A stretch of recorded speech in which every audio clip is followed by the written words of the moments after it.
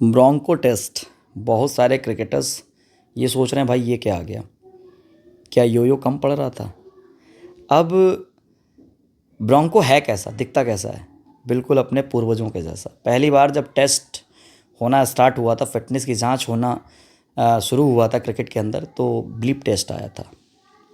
Bleep test में पहले marker और दूसरे मार्कर के बीच में 20 मीटर का डिस्टेंस होता था, जिसमें खिलाड़ी भागता था और वीप के साउंड का इंतज़ार करता था।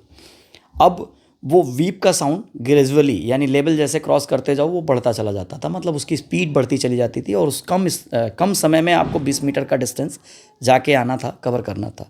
मतलब वीप से पहले आपको पहले मार्कर तक वापस आ जाना था।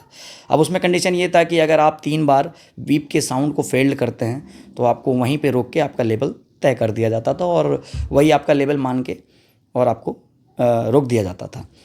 अब जैसे जैसे क्रिकेट तेज़ हुआ, एडवांस हुआ, बढ़ता गया, तो चीज़ें बदली और क्रिकेट के अंदर फिटनेस की डिमांड भी बदली और उसके बाद इंट्रोड्यूस कराया गया योयो टेस्ट। योयो नाम सुनते ही ऐसा लगता है कि हनी सिंह की बात हो रही है या फिर किसी गाने की बात हो रही है, लेकिन बिल्कुल ऐसा था नहीं। योयो टेस्ट बिल्कुल देखने में वैसा ही था जैसा ब्लीप टेस्ट था। इसमें भी मार्कर 1 और मार्कर 2 के बीच में जो डिस्टेंस था वो 20 मीटर का था। और एक इसमें अच्छी चीज़ इंट्रोड्यूस कराई गई, वो पहले मार्कर से पीछे एक 5 मीटर पीछे एक और मार्कर रखा जाता था जिसको रेस्ट जोन बताया गया। तो खिलाड़ियों को लगा कि भाई अब इसमें तो रेस्ट करने का भी मौका मिला, क्योंकि ब्लिप में रेस्ट करने का मौका नहीं मिलता था। लेकिन जैसे ही इसके ऊपर आए और प्रैक्टिकली चीज़ों को करना स्टार्ट किया तो पता चला कि भाई वीप वीप जो बाबा उधर ब्लिप में थे वही इसमें भी हैं और इनका भी काम इसमें यही है कि लेवल जैसे क्रॉस होता जाएगा और ये अपनी स्पीड बढ़ाते चले जाएंगे।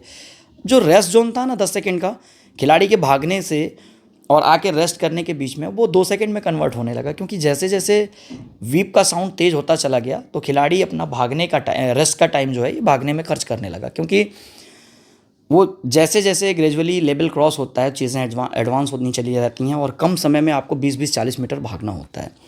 अब इसमें चीज़ें तय की जाती थी उसी पे कि जैसे वीप के साउंड से पहले आपको अपने मार्कर तक आ जाना है, नहीं तो फिर आपको रोक दिया जाएगा और आपका लेवल मान दिया जाएगा कि इस लेवल पे आप हैं। उसी के हिसाब से आपका चुनाव होता था, आपका चयन होता था। अब बातें यहाँ नहीं रुकी नहीं, इसके बाद अब जो ये चल रहा है ये काफ़ी खिलाड़ियों को परेशान भी कर रहा है कि भाई ये क्या है। तो मैं बता दूं कि ये भी अपने पूर्वजों के जैसा ही दिखता है, देखने में बिल्कुल वैसा ही है, लेकिन ये थोड़ा सा एडवांस लेके आया। हाँ, जनरेशन बदल रहा है तो बेटा एडवांस तो होगा ही होगा। अब ये देखने में 20 मीटर है, लेकिन 20, 20 और 20 है, 3 हिस्से में डिवाइड है। एक ही लाइन में होगा। मार्कर 1 से मार्कर 2 के बीच में 20 मीटर का डिस्टेंस, मार्कर 2 से मार्कर 3 के बीच में 20 मीटर का डिस्टेंस, 3 से 4 के बीच में 20 मीटर का डिस्टेंस। अब इसमें खिलाड़ी इस टेस्ट को देगा कैसे? इस पैटर्न में खिलाड़ी जब टेस्ट देने आएगा तो मार्कर 1 से मार्कर 2 के बीच में वो जाके वापस आएगा, यानी शटल रनिंग। बहुत आसान है, आपने किया होगा। इसी तरीके से 1 से फिर 3 के पास जाएगा और 1 से फिर 4 के पास जाएगा और जाके हर बार वापस आएगा।